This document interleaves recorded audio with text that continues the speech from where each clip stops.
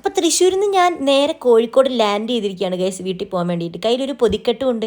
എന്താണെന്നറിയോ, ഇപ്പോൾ ട്രെൻഡിങ് ആയിക്കൊണ്ടിരിക്കുന്ന സാധനമാണ്. ഇൻസ്റ്റഗ്രാമിലൊക്കെ ഒരു ചേട്ടൻ ഇതിൻ്റെ വീഡിയോ ഇട്ട് ഇപ്പോൾ കണ്ടപ്പോൾ തൊട്ട് എനിക്ക് പൂതി ഉണർന്നതാണ് ഇത് വാങ്ങണം വാങ്ങണം എന്ന്. ഇത് കാണാനൊരു ക്രിസ്മസ് ട്രീ പോലെ ഉണ്ട് പുള്ളി വെച്ചത്. ഞാനും ഒരു കെട്ട് വാങ്ങിച്ചു കേട്ടോ. കോഴിക്കോട് നിന്ന് ബസ് കയറിയാൽ ഞാൻ എപ്പോഴും നോക്കുന്ന ഒരു സ്ഥലമാണ് ഈ ഫ്ലക്സ് അടിച്ചിരിക്കുന്ന സ്ഥലം കേട്ടോ. പിന്നെ ഒരു അച്ഛനും മോനും നടന്നു പോകുന്നുണ്ടായിരുന്നു കേട്ടോ. കാണുമ്പം എനിക്ക് എന്താ അറിയില്ല, ഒരു ഫീലൊക്കെ വന്നു കേട്ടോ. ഈ ബസ് സ്റ്റാൻഡിന് നേരെയുള്ള വഴികളാട്ടോ ഈ കാണുന്നതൊക്കെ. അവിടുത്തെ കടകളിൽ പപ്സൊക്കെ എന്നെ ഇങ്ങനെ മാടി മാടി വിളിക്കുന്നുണ്ടായിരുന്നു. പിന്നെ രാവിലെ ഒരു ദോശയും കഴിച്ചിറങ്ങി എനിക്ക് ഇത് കഴിക്കാനുള്ള ത്രാണി ഉണ്ടായിരുന്നില്ല. പിന്നെ നമ്മൾ ബസ് കയറി ഓരോ കോപ്രായങ്ങളൊക്കെ ഫോണിലേക്ക് നോക്കി കാണിച്ചുകൊണ്ടിരുന്നു കേട്ടോ കുറേ നേരം. കാരണം അത്രയും വയ്യാണ്ടാണ് വന്നത്. ഇനി ഒരു 4 മണിക്കൂർ ബസ്സിലിരുന്ന് പുഴുങ്ങി അങ്ങനെ ഞാൻ ലാസ്റ്റ് മീനങ്ങാടി എത്തിയിട്ടോ.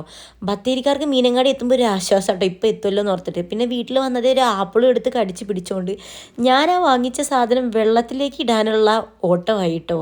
ഇനി ഇത് വെള്ളത്തിലിട്ടിട്ട് ഈ സാധനം കായ്ച്ച് കുലച്ച് വരുന്ന കാണുന്നവരെ എനിക്ക് സമാധാനം ഉണ്ടാവില്ല. അങ്ങനെ ഒരു ഗ്ലാസ് കണ്ടുപിടിച്ചപ്പം അതിൽ നിറയെ ഫാമിലി മൊത്തം ഉണ്ടായിരുന്നു കേട്ടോ. ഒരു ഒമി ഗുളികയും നിറച്ച് പാറ്റകളും.